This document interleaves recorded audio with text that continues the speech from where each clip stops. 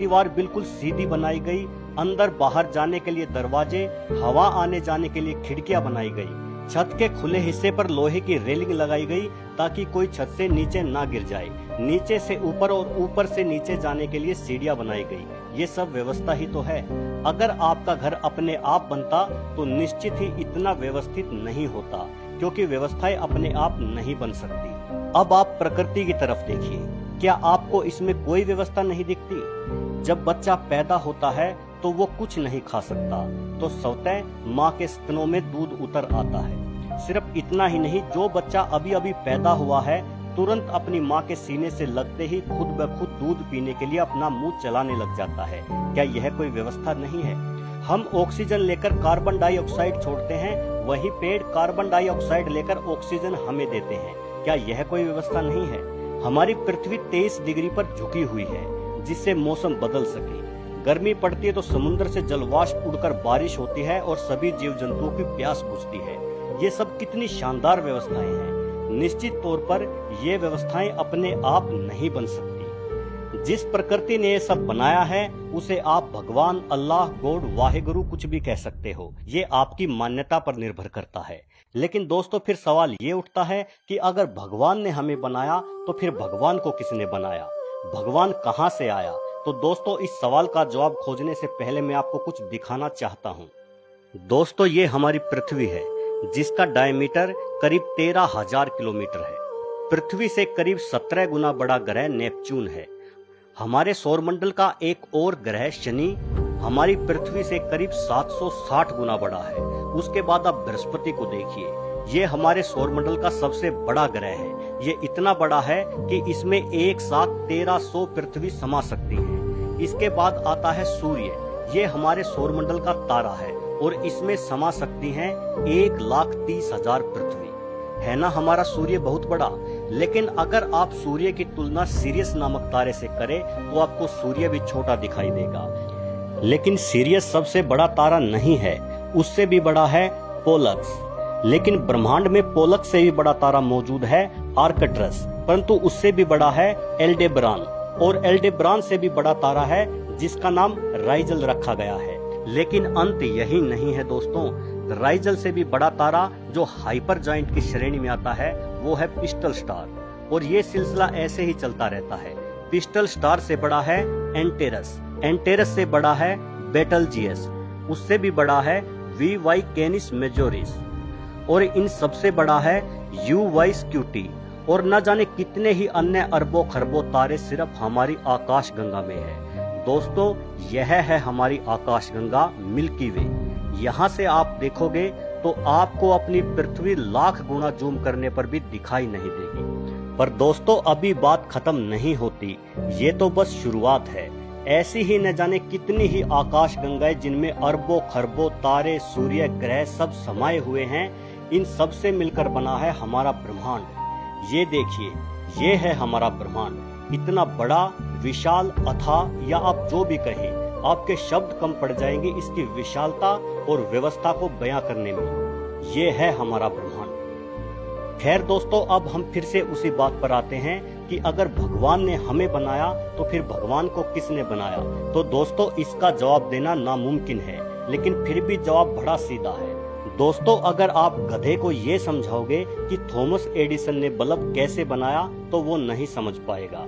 अगर आप गधे को ABCD सिखाओगे तो इन 26 अक्षरों को वो नहीं सीख पाएगा। ठीक वैसे ही इस ब्रह्मांड की विशालता और व्यवस्था के सामने हम गधे हैं। हम ये कभी नहीं समझ पाएंगे कि भगवान क्या है और उसने सृष्टि की रचना क्यों की है। भले ही भगवान ने हमें सभी जीवों से ज्यादा समझदार बनाया है, लेकिन भगवान ने हमें इतनी समझदारी नहीं दी कि हम ब्रह्मांड के रहस्यों को सुलझा सके। खुद को गधा कहलवाने पर बुरा मत मानना दोस्तों, पर सच कहूँ मुझे तो ऐसा लगता है कि हम गधे से भी ज्यादा गए गुजरे हैं, क्योंकि हम भगवान को लेकर आपस में ही लड़ते रहते हैं। हर धर्म के लोग कहते हैं कि मैं अपने धर्म की रक्षा कर रहा हूँ, अपने भगवान की रक्षा कर रहा हूँ। अरे भाई, तू उसकी रक्षा कर रहा है जिसने ये विशाल ब्रह्मांड बनाया। अरे भाई, इस सृष्टि में तेरी हैसियत ही क्या है? एक कीटाणु है तू, कीटाणु। तुझे क्या लगता है कि जो पल भर में तुझे खाक में मिला सकता है उसे तेरी रक्षा की जरूरत है? कोई कहता है यहाँ राम मंदिर बनेगा, तो कोई कहता है नहीं यहाँ मस्जिद बनेगी। अरे कीटाणुओं, नहीं जरूरत है उसे तुम्हारे मंदिर या मस्जिद की, नहीं आएगा वो तेरे मंदिर में या तेरे मस्जिद में रहने।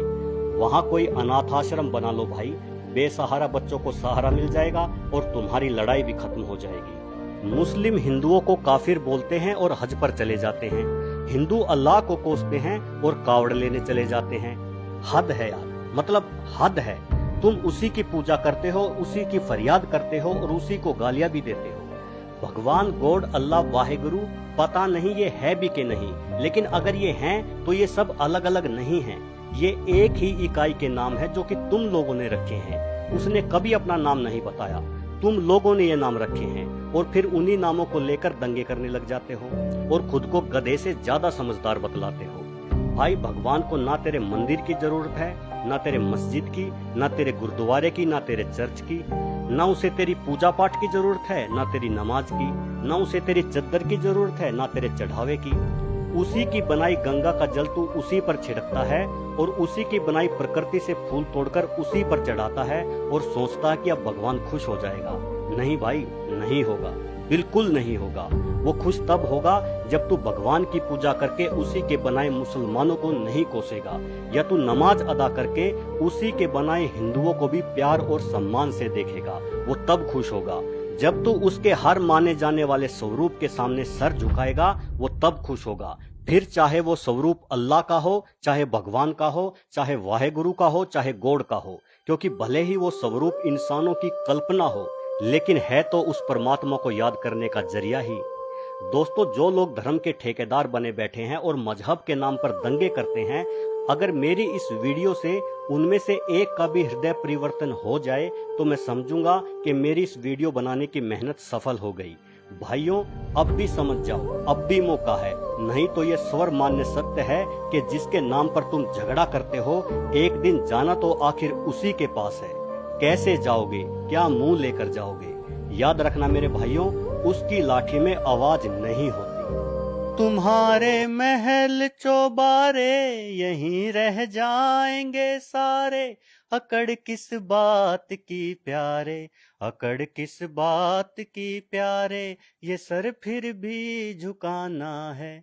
सजन रे झूठ मत बोलो, खुदा के पास जाना है। न हाथी है न घोड़ा है, वहां पैदल ही जाना है। सजन रे झूठ मत बोलो, खुदा के पास जाना है।